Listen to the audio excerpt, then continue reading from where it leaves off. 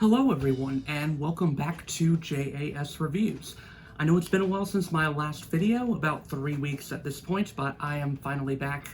I'm getting settled into a sort of new routine, so I'm getting back into the swing of things. But welcome back to my channel, and welcome to another episode of The Critical Corner, and this will be the 9th episode of my reoccurring series. Now, if you're new here, first of all, welcome, but secondly, The Critical Corner is a recurring series on my channel where I do reviews of either all music or all movies in shorter form, because I just can't get to everything in longer form.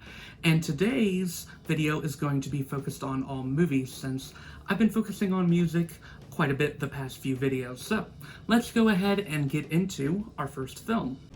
I think she was scared. She thought someone was coming into the house.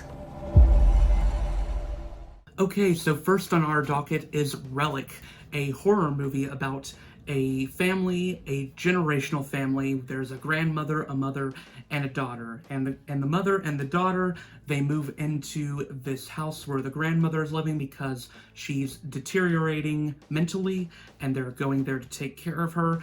But while they're there, weird things start happening to the house she's living in, and weird things start happening to the grandmother herself. Now, based on that premise I just told you, this may sound like a very cliched horror movie, and I wouldn't blame you if you thought that, because premise-wise, it does sound like your typical haunted house, creepy old lady horror movie. And if that's all it was, then I wouldn't enjoy this movie. But when you really watch this movie, you're going to realize that there is something deeper going on here, deeper than even your typical horror movie. And that's exactly what made me love this movie so much. I don't always want a horror movie to tell me exactly what I'm getting into, and that's definitely the case with this movie.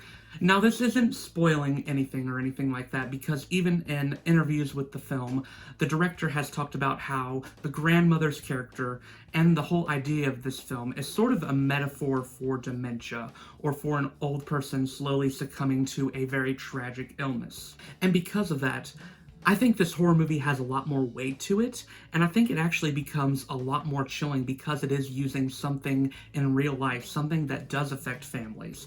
And it makes it feel a lot more raw and a lot more frightening to me, honestly. Plus, the performances in this film, man, they are so good, especially from our two leads. Emily Mortimer is great as our protagonist, Kay, being the middle of the generational family, the mother figure, and I really liked following her and seeing her going through the gamut of emotions as she's having to deal with seeing her grandmother getting slowly worse and worse over time. And she really puts on a weighty performance that is quite powerful to watch and quite tearful to watch in many places. But the highlight of this film, no doubt, was Robin Nevin as Edna, the grandmother. Man, was she great in this role. It was unsettling how good she was sometimes. She was able to transform in a snap from this loving, caring grandmother to someone who was completely inhuman and unrecognizable, adding to the director's own commentary of how horrifying a disease like dementia or Alzheimer's can be for the family surrounding them. The only slight weak performance is Bella Heathcote as Alex, the daughter of this generational family. I wouldn't say her performance is bad by any means, but it isn't necessarily as strong as the two leads, and I think there are a couple points where I felt she was a little off. Now, of course, with any horror movie, the most important thing is to make sure your scares work. And I think they really do in this film. In fact, even though I have a different favorite horror movie for this year, this one is still the one that I view as the most unsettling I've seen all year, and I think that's just because of how well the director builds up atmosphere. The cold open of this movie alone is enough to send chills up your spine. And plus, man, the score of this movie, the musical score, really lifts the horror up even more. There are some really unsettling musical moments in this film that really make it work for me. So yeah, overall, I don't have too many complaints about this film. This was a really well-done horror film, really quite unsettling, and probably the most pure classic horror I've seen all year so far, while also adding a twist to the formula that makes the film feel a lot more touching and a lot more powerful to me. For that reason, I'm giving this a strong 4 out of 5 stars, with a big recommendation. Remember, you are not alone. I don't think that we met. I'm Sarah. Niles. Hi. Hi. Next up is Palm Springs, a film made by the band The Lonely Island starring Andy Samberg and Kristen Melody. It's a rom-com about how Sarah suddenly wakes up to find she's experiencing the same day over and over again. And eventually she talks to Niles, who has been experiencing the same day over and over again for quite a while now. And they both happen to be together for this wedding, and both of them are there for different reasons, and it leads to a lot of funny moments of them trying to leave the situation, but also a legitimately touching romance that eventually develops between the two as they're forced to be together for the majority of the film. Now, inevitable comparisons are going to be drawn to films like Groundhog Day, where the same idea is repeated of someone living the same day over and over, but I think this film has enough innovation with this idea that it becomes a lot more interesting. And ultimately, the film doesn't rely on its premise too much. It doesn't use it as a crutch. Instead, letting the characters' chemistry really be the center of the movie, letting Sarah and Niles work off each other, which I think was a really good choice, making the premise of the movie the background and making the characters' chemistry be right in the center. Oh, and also J.K. Simmons is in this movie playing a hilarious character that I really enjoyed. Now, performances in this movie I'd say are pretty solid all around. Andy Samberg is great in this film. I've always found him to be a really good comedic actor, but this movie shows not only his comedic chops, but how good he is as a dramatic actor too. There's a lot of more weighty moments he has to deal with in this film. Kristen Melody is also great in this film as Sarah, providing a great counterpart to Andy Samberg's Niles. The chemistry between these two is just impeccable. You love seeing them together, you love seeing them work together, and you love getting to see them trying to figure out how to get out of this world. Comedy-wise, I'd actually say this film is pretty solid as well. Now, I'm actually not the biggest fan of rom-coms. In fact, I'd say rom-com is probably my least favorite genre. This film actually proved me wrong and exceeded my expectations far beyond for what a typical rom-com is. This movie has some genuinely good comedy, some genuinely laugh-out-loud comedy, and it has some genuinely good romance between its two leads, which is what really makes this film work more than anything else.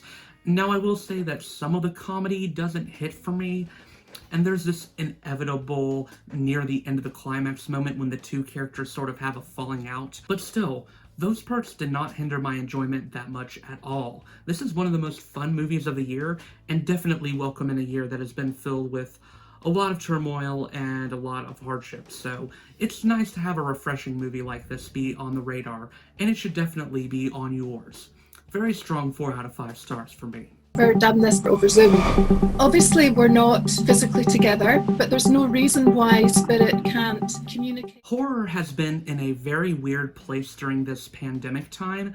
I feel like it's been in sort of a limbo compared to 2019 back to around 2014 or 2015. We're entering a sort of different era of horror where horror is becoming even more experimental and even more all over the place. But with Host, I honestly think it's for the better. Now, this movie debuted on Shudder, a streaming service which streams exclusively horror films, and this is one of their original films.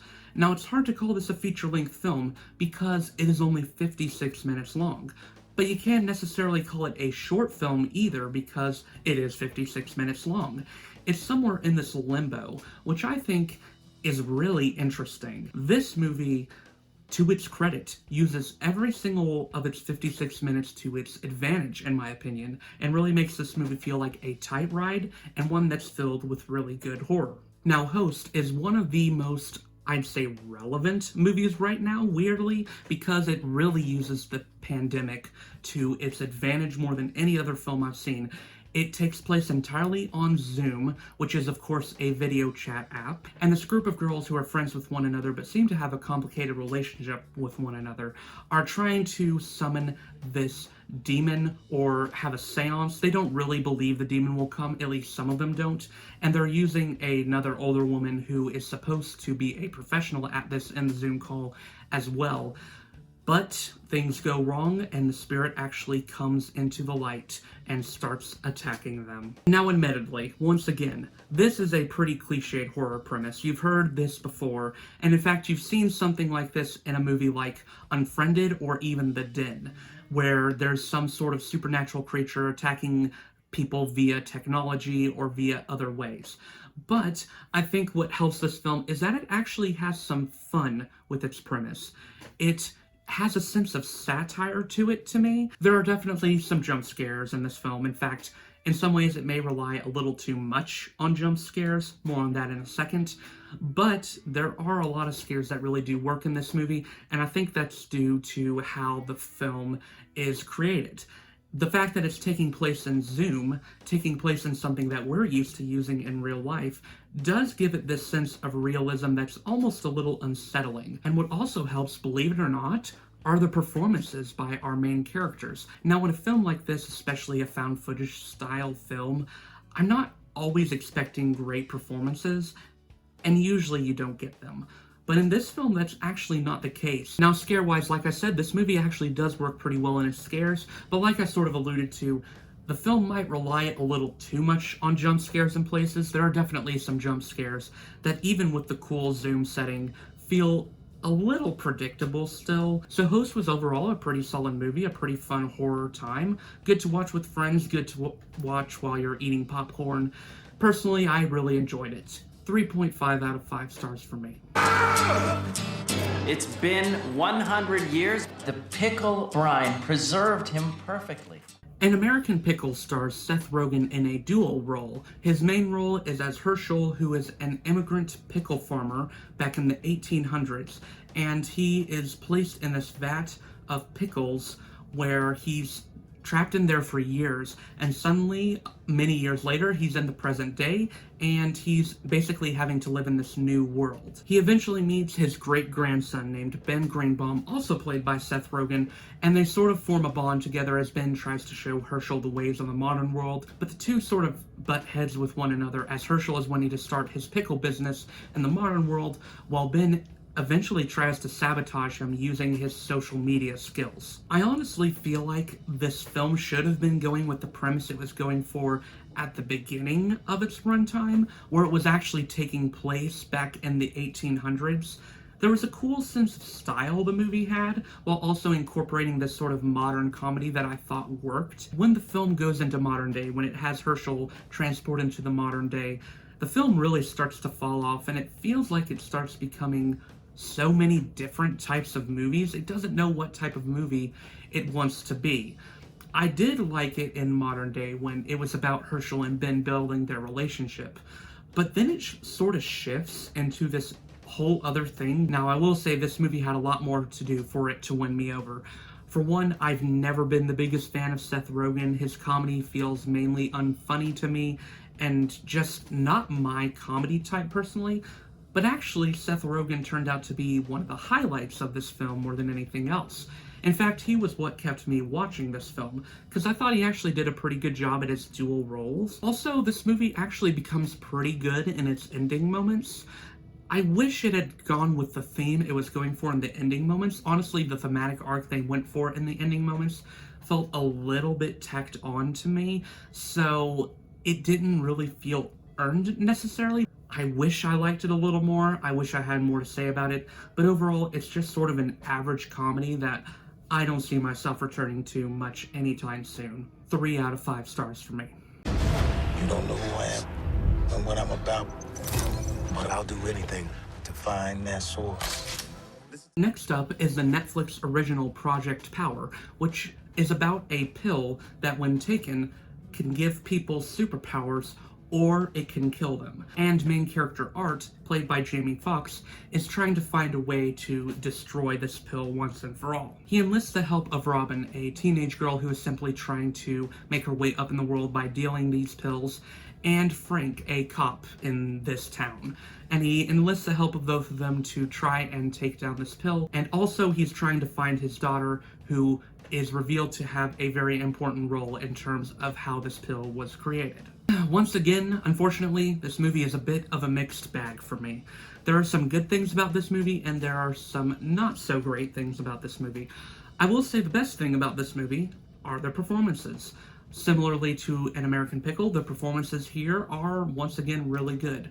I think Joseph Gordon-Levitt is great as the tough cop Frank, It's nice to see Joseph Gordon-Levitt back in a movie again. I haven't seen him in anything for quite some time. Dominique Fishback adds some real charm to this movie as Robin. I think she was a good choice to make the main character, as she is very easy to follow along with, and it's very easy to sympathize with her and her struggles to try and get up in the world. And even though this drug that she's selling, this pill that gives people superpowers or it can kill them, even though we clearly don't agree with her for doing that because it's a bad pill and it does horrible things, we understand why, and we sympathize with her actions. I suppose Jamie Foxx is decent as Art, although he feels a little bit cliched, a bit like an action hero cliche. Like, he has this dark past, he has a daughter that he's lost, that he's looking for, and because of that he's turned into a very violent individual. And that sort of leads me to my biggest critique of this movie, is that it's trying to be a superhero movie, and it's trying to be a gritty action movie. And because of this, it doesn't really dedicate to either, and ultimately feels cliched in both departments. As far as the superhero route goes, I do like the idea that the powers in this movie aren't ever glorified. None of the powers here look cool or interesting. All of them look legitimately horrifying, and some even clearly are life-threatening to people. But otherwise, it turns into a bit of a cliched superhero movie where it's like the heroes fighting the villains, and that's pretty much all there is to it. There's not really any nuanced characters here, in my opinion, except for debatably the main character, but that's about it. As a whole, this movie is decent. It's a fun watch. I didn't hate myself while watching it or anything, but it does fall into that basket, that very large basket of cliche Netflix originals, which is why I'm going to give it a 3 out of 5 stars with a light recommendation. If this is your type of movie, then you'll probably enjoy it, but otherwise, this one is easy to skip. Tomorrow.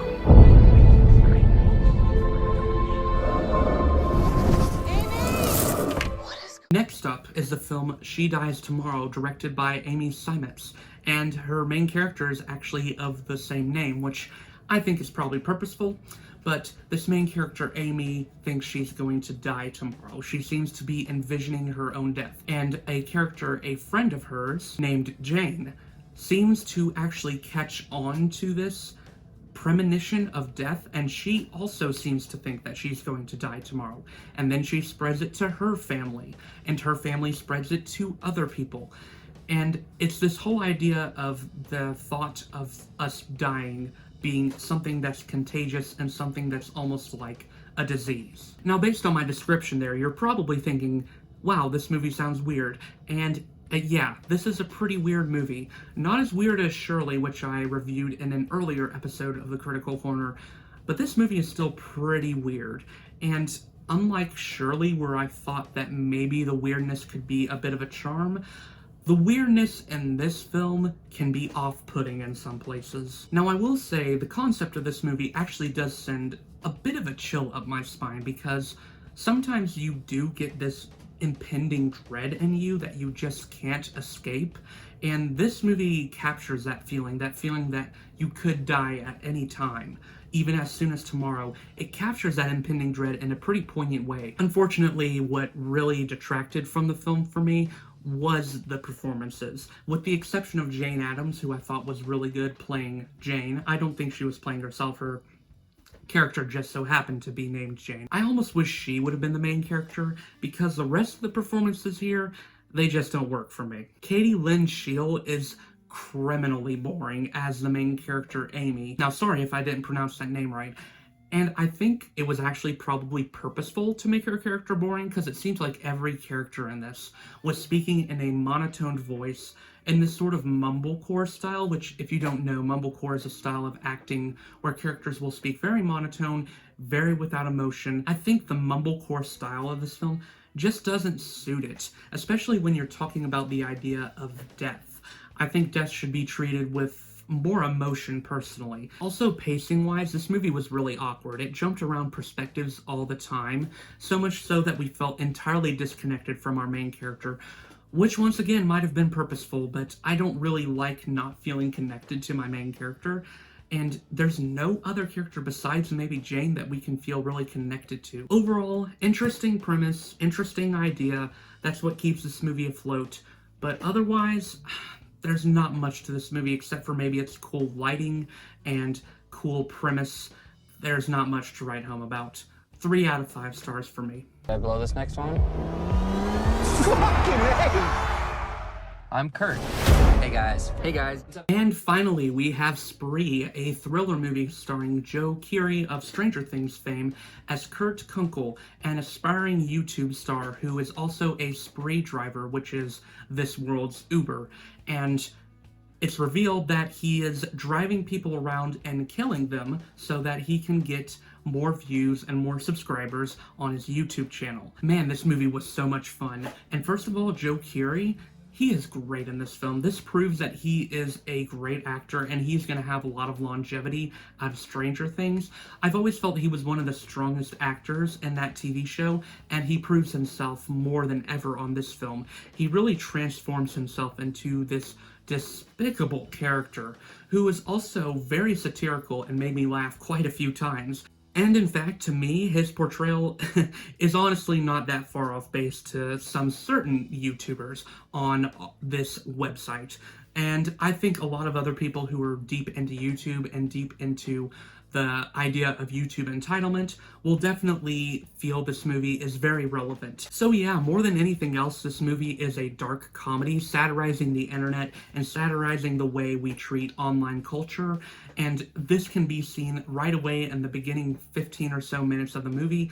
I especially love the beginning parts of this movie where it's doing like a Draw My Life parody, and the way they satirize it is just so ingenious to me and probably the best part of this movie. I mean, sure, the kills are really over the top and sometimes even darkly funny, but the beginning 5 minutes of this movie where it's playing it more subtle with this satire of YouTube is really when this movie shines to me. I like how this film builds up its over-the-top kills, sort of representing how Kurt is building up his over-the-top sense of wanting to get fame as his kills start becoming more brutal and more insane. I also have to shout out Sashir Jamada as Jesse Adams, the sort of no-nonsense protagonist hero who ultimately won't listen to any of Kurt's ridiculous notions about what it means to be an internet star.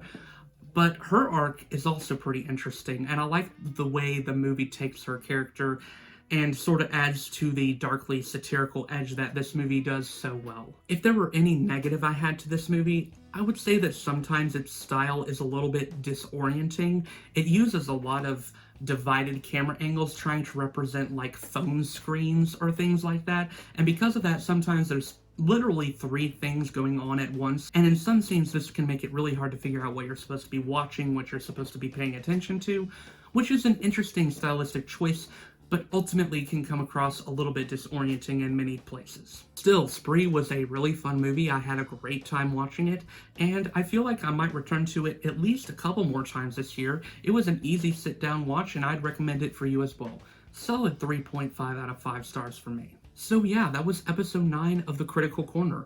What were your thoughts on any of the movies I mentioned? Let me know in the comments down below. Once again, my name is James. I do reviews of music and movies, along with the occasional commentary piece. If any of that sounds interesting to you, then please feel free to leave a like on this video and to subscribe to my channel for future content. And until then, I will see you all in the next video.